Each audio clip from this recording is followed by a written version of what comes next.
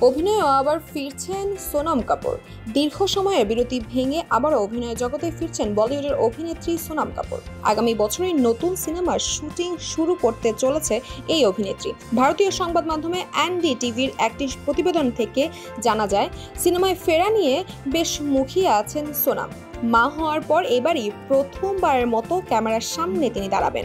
এ প্রসঙ্গে সংবাদ মাধ্যমে সোনম বলেন, বাবুর জন্মের পর প্রথমবারের মতো ক্যামেরার সামনে আবারও দাঁড়াবো, ভেবেই খুব ভালো লাগছে।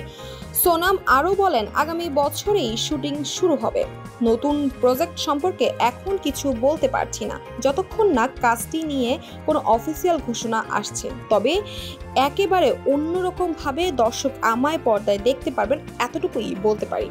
সঞ্জয় লীলা বানসালির সাওয়ারিয়া সিনেমার মাধ্যমে বলিউডে পা রাখেন সোনম। এরপর দর্শকদের উপহার দেন অসংখ্য হিট সিনেমা। ক্যারিয়ারে সাফল্য থাকা অবস্থায় 2018 সালে বিয়ে করেন ব্যবসায়ী আনন্দ আহুজাকে। 2022 সালে মা হন তিনি। এরপর সন্তানকে ঘিরেই তার জগৎ তৈরি হয়। তাসফিয়া তাবাসসুম, এই সময়, ঢাকা।